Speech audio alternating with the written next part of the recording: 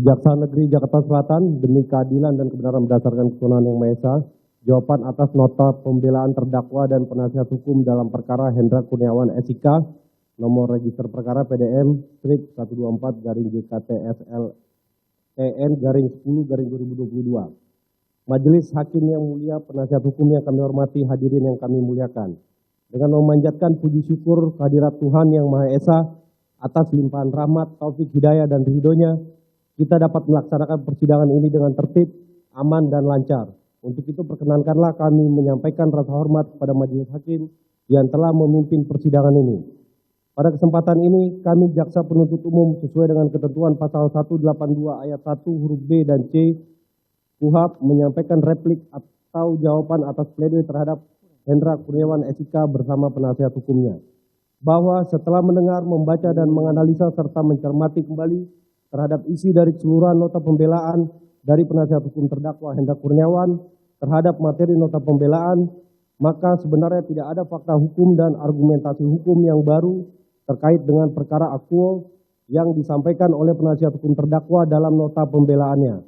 Selain daripada hanya bersifat pengulangan dan penggambaran kembali sudut subjektivitas penasihat hukum terdakwa Hendra Kurniawan SIK. 1. Jawaban atas nota pembelaan pribadi terdakwa terhadap dakwaan penuntut umum. Bahwa setelah kami penuntut umum menerima, membaca, dan memahami apa yang disampaikan oleh terdakwa dalam pembelaan pribadinya, pada pokoknya terdakwa dalam pembelaannya sebanyak 4 lembar tersebut hanya memuat tentang kisah perjalanan hidup dan karir terdakwa di kepolisian yang hampir selama lebih kurang 27 tahun, mulai dari akpol pada tahun 1995 hingga menjadi karopaminal.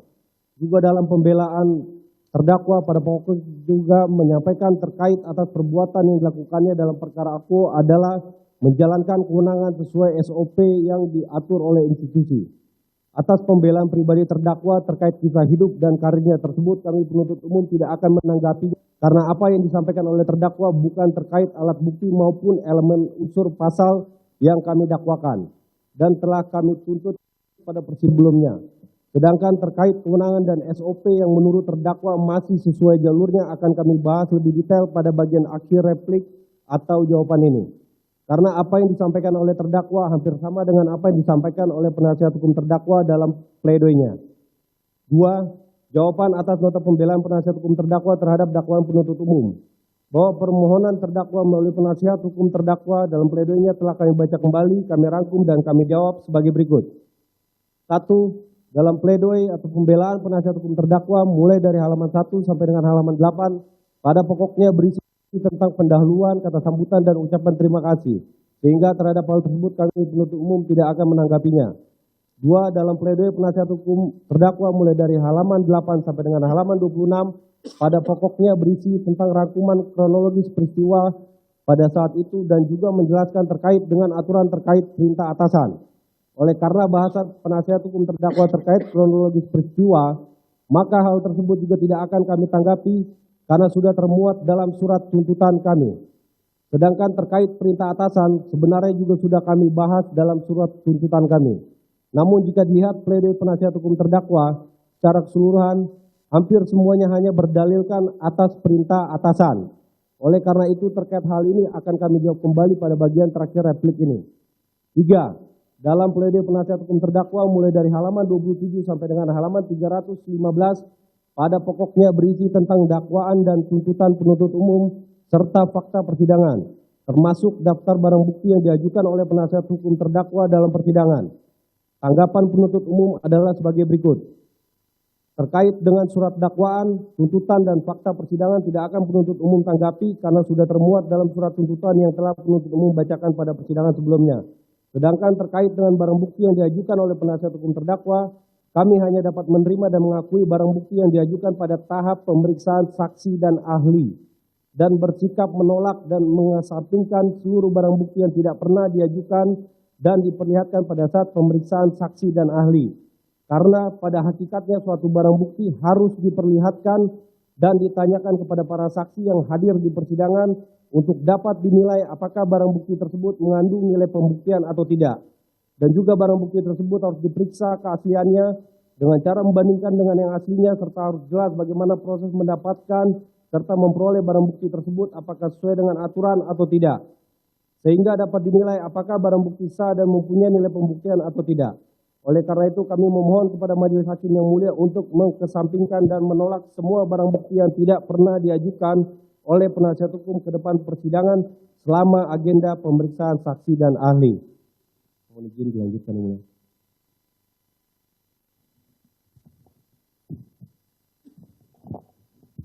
Izin meneruskan yang mulia. 4. Dalam pledoi atau pembelaan penasihat hukum terdakwa mulai dari halaman 316 sampai dengan halaman 350 pada pokoknya berisi tentang analisa fakta yang di dalamnya juga memuat keterangan BCP Beni Ali yang telah tertuang dalam Akta Notaris nomor 17 tanggal 17 Januari tentang akta affidavit atau pernyataan BCP Beni Ali, serta pada pokoknya penasihat hukum terdakwa juga beralasan bahwa semua perbuatan yang dilakukan oleh terdakwa adalah dalam rangka melaksanakan perintah jabatan serta masih termasuk dalam ruang lingkup pekerjaan atau jabatan terdakwa selaku Karopaminal. Tanggapan penuntut umum adalah sebagai berikut. Terkait dengan analisa fakta secara umum tidak akan penuntut umum tanggapi karena sudah termuat dalam surat tuntutan penuntut umum yang sudah dibacakan pada persidangan sebelumnya. Sedangkan terkait keterangan BCP Beni Ali yang telah tertuang dalam Akta Notaris nomor 17 tanggal 17 Januari tentang akta affidavit atau pernyataan BCP Beni Ali tersebut, tentu hal ini penuntut umum akan kami tolak karena pernyataan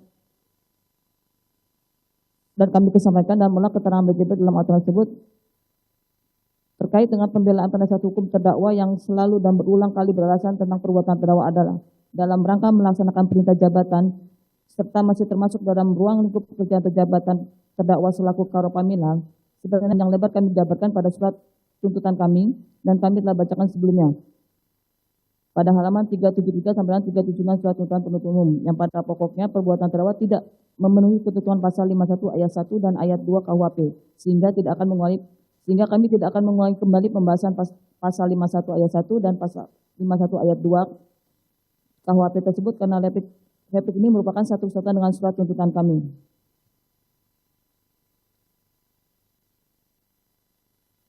Namun pada kesempatan kali ini kami hanya akan membahas hal-hal yang baru kami temukan berdasarkan atas pembelaan atau pledoi penasihat hukum, yaitu sebagai berikut.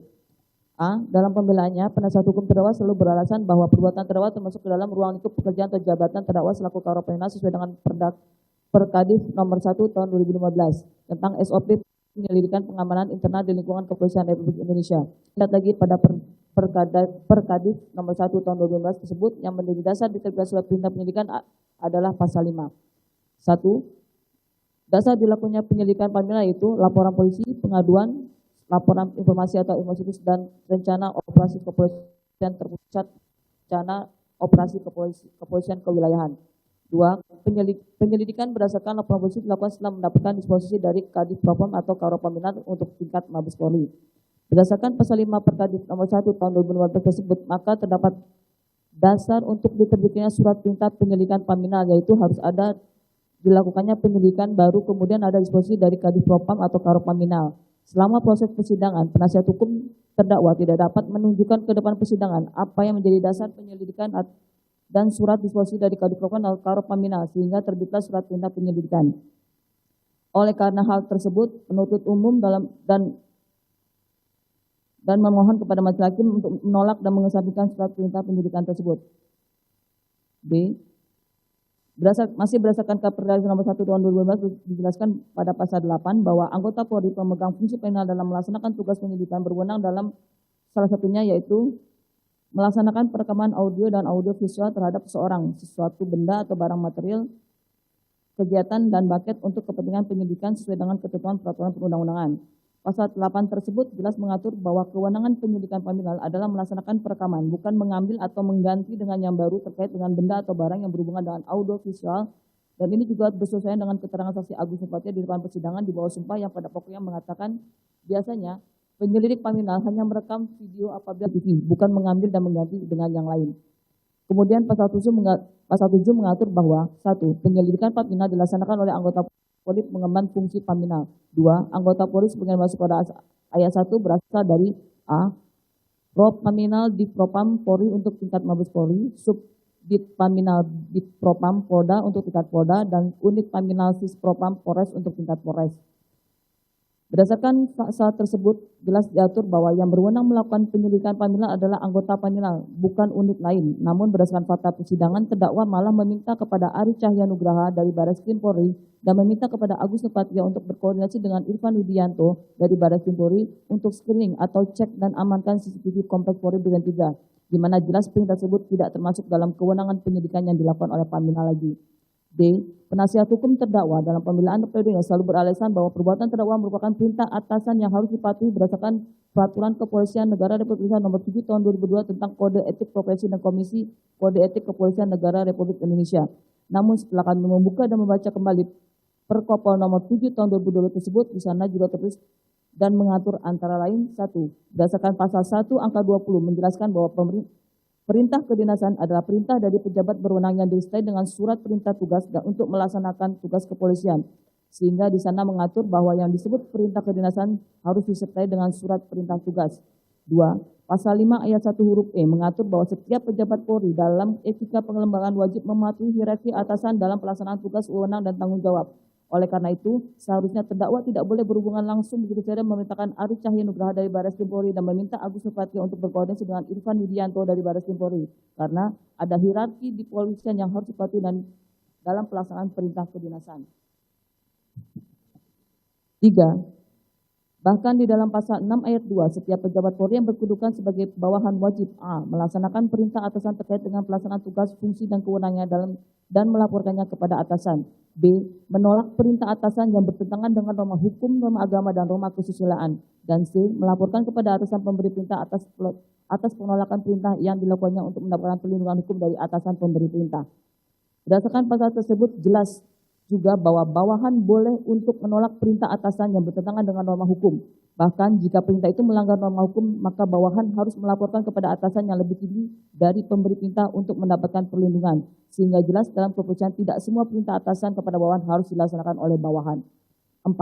Bahwa di dalam pasal 11 ayat 1 juga mengatur bahwa setiap pejabat Polri yang berkedudukan sebagai atasan dilarang A. Memberikan perintah yang bertentangan dengan norma hukum, norma agama, dan norma kesusilaan.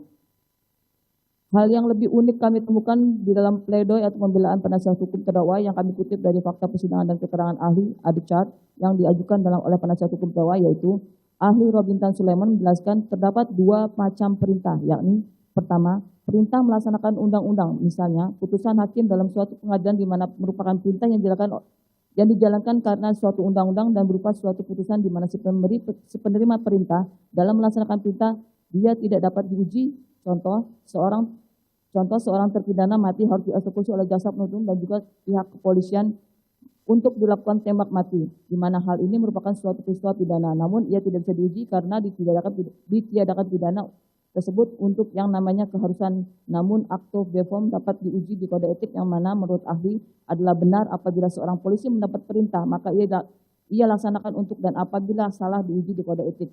Untuk kode etik itulah nanti direkomendasikan apabila ditemukan dalam pemeriksaan tersebut ada unsur pidana dalam menjalankan perintah tersebut dianggap acto deform. Bahwa ahli jelaskan apabila seseorang yang diberikan perintah apakah memiliki kewajiban untuk mengetahui perintah yang diberikan tersebut adalah benar atau tidak, yang dalam prakteknya ahli mengetahui berdasarkan pengamatan bahwa tidak ada satupun anak buah yang berani melanggar perintah dari atasan secara langsung, yang mana artinya dalam hal ini ada konvensi sumber hukum, di mana dalam hal ini menurut ahli ini diuji di kode etik yang mana kemudian akan merekomendasikan bahwa penasihat hukum terdakwa sendiri dalam pledoi pembelaannya membuat kesimpulan benar apabila seorang polisi mendapat perintah maka ia laksanakan untuk, dan apabila salah diuji di kode etik. Oleh karena itu, kalau penuntut umum menggunakan pendekatan perintah dari penasihat hukum terdakwa, maka tidak dapat dipungkiri bahwa perintah saksi Ferdy Sambo kepada terdakwa Hendra Kurniawan dan begitu juga perintah terdakwa terhadap Ari Cahyana dari Barreskrim Polri dan meminta kepada Agus Nurpatria untuk berkoordinasi dengan Irfan Widianto dari Barreskrim Polri adalah perintah yang tidak sah dan di luar kewenangan karena sudah diuji di kode etik. Dan sudah ada keputusan etik terhadap diri terdakwa Hendra Kurniawan nomor Kep/99/9 Romawi tahun 2022 tanggal 30 September 2022. Walaupun terdakwa melakukan upaya banding terhadap putusan etik tersebut, namun sebenarnya sudah ada putusan etik terkait diri terdakwa Hendra Kurniawan. 5. Dalam pledoi pembelaan penasihat hukum terdakwa mulai dari halaman 300 sampai dengan 405, pada pokoknya berisi tentang analisa yuridis penasihat hukum terdakwa yang pada pokoknya juga beralasan bahwa elemen unsur pasal tidak terbukti karena semua perbuatan yang dilakukan oleh terdakwa dalam rangka melaksanakan perintah jabatan serta masih termasuk dalam ruang lingkup pekerjaan atau jabatan terdakwa selaku karo paminal. Oleh karena terkait dengan bantahan alasan tersebut, telah penuntut umum bahas pada bahasan nomor 4 di atas dan juga analisa yuridis oleh penuntut umum pada surat tuntutan, sehingga penuntut tidak akan melanjutnya lagi. Majelis Hakim yang terhormat, penasihat hukum yang kami dan hadirin yang kami muliakan, setelah kami membaca dan mencermati alat-alat bukti dan barang bukti yang diuraikan oleh penasihat hukum terdakwa, ternyata tidak ada yang bersesuaian dengan fakta persidangan dan pada adanya kelurian penasihat hukum terdakwa dalam menilai fakta hukum atas pembuktian unsur-unsur tidak benar sebagaimana telah kami uraikan di atas. Maka menjadi dasar bagi kami meminta kepada Majelis Hakim untuk menolak seluruh pertimbangan-pertimbangan dalam analisa yuridis yang telah dibuat dan disusun oleh penasihat hukum terdakwa tersebut, sehingga setelah memberikan kesimpulan yang tidak benar dan keliru dalam menyatakan terdakwa tidak terbukti secara sah dan dalam melakukan tindak pidana yang sebagaimana kami dakwakan. Atas pertimbangan tersebut, maka kami mohon kepada Majelis Hakim dalam putusannya agar tetap berkeyakinan mengambil seluruh pertimbangan hukum yang telah kami gunakan dalam menyusun analisa yuridis yang telah kami buat dan kami tuangkan dalam surat tuntutan sebagai dasar yang kuat untuk menyatakan terdakwa Hendra Kurniawan S.K. terbukti secara sah dan dinyatakan bersalah melakukan perbuatan sebagaimana telah kami dakwaan dan buktikan dalam persidangan perkara akuo. Berdasarkan uraian tersebut di atas, menurut kami perbuatan terdakwa telah terbukti secara sah dan meyakinkan bersalah melakukan tidak pernah turut serta melakukan perbuatan sengaja dan tanpa hak dalam melawan hukum, melakukan tindakan apapun yang berakibat terganggunya sistem elektronik dan atau mengakibatkan sistem elektronik menjadi tidak bekerja sebagaimana mestinya, sebagaimana masuk di dalam pasal 49 junto pasal 33 Undang-Undang Nomor 19 Tahun 2022 tentang perubahan atas Undang-Undang Nomor 11 Tahun 2022 tentang informasi dan transaksi elektronik junto pasal 55 ayat 1 ke 1 KUHP serta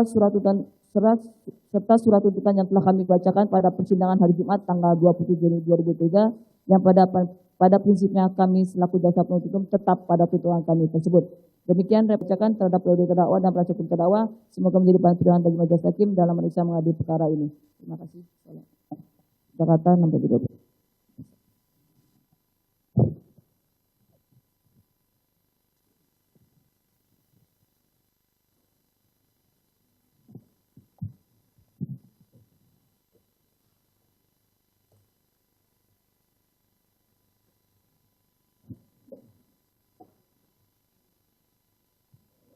Giliran dari penasihat hukum terdakwa untuk mengajukan duplik ya